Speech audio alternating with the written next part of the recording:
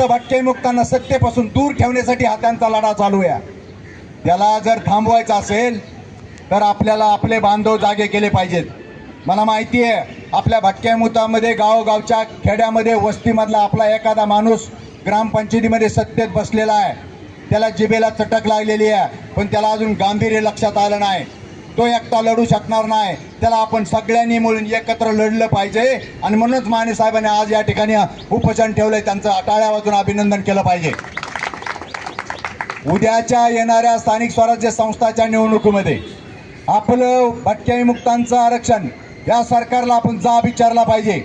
तुम्ही शिक्षण आणि नोकऱ्यामध्ये आमचं आरक्षण सेपरेट ठेवलं ना, मग स्थानिक स्वराज्य संस्थातलं राजकारणातलं आरक्षण वेगळं ठेवला. तुमच्या पोटात काय दुखतं, तुमच्या हातातला पेन का गळून पडतो, ते सुद्धा आमचं राजकीय आरक्षण सेपरेट करा आणि तेही येणाऱ्या निवडणुकीपूर्वी करा.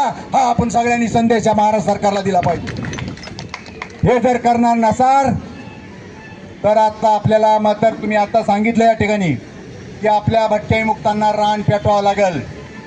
आपल्या भटक्यामुक्तांमधले जातीमध्ये जन्मलेले दुसऱ्या पुढाऱ्याच्या पाठीमागं फिरणारी आपली जी पोरं आहेत त्यांना हे सांगावं लागेल. तुला फिरवतील, तुला इलेक्शनमध्ये जवळ घेतील आणि तुला ग्रामपंचायतीपासून बाहेर हाकलतील. एक वडारी उभा राहिला त्याच्या विरोधात वायदे उभा करतील आणि मराठ्याला आत घालतील आणि तुम्हाला बाहेर काढतील. ही गोष्ट आपल्याला येणाऱ्या काळामध्ये करावी लागणार आहे. आणि म्हणून मानेसाहेब आपण या ठिकाणी या मुर्दाड अवस्थेत झोपलेल्या बांधवाला ह्या निमित्तानं आपण जागं केलंय, त्याबद्दल तुमचं लाख लाख मी धन्यवाद मानतो. आपण सगळ्यांनी इथं जेवढे आहात, मला माहिती आहे इथं आंदोलना बसायचं म्हणजे आपण सुटाबुटातलीच माणसं येणार. इथं कोणी काही गाढवं कुत्री घेऊन येणार नाही, त्यांच्या हे कळत नाही.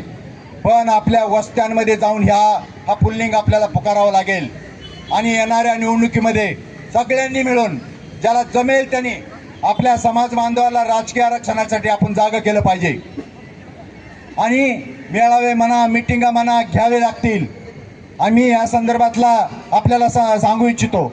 एसटी आणि एससीचा लढा माने साहेबांनी दुसरा एक मुद्दा सांगितलेला आहे.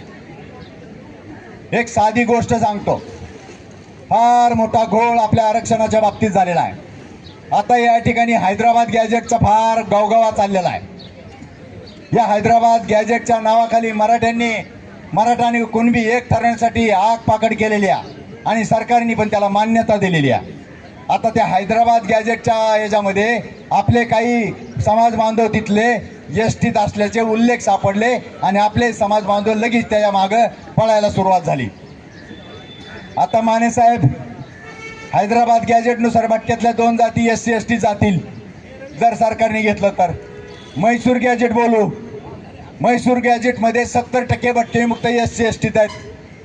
अख्ख्या भारतातले गॅजेट जर ह्या सरकारने आणले ना तर एकही भटका एससी एसटीच्या बाहेर राहणार नाही. ही गॅजेटमध्ये अवस्था आहे. पण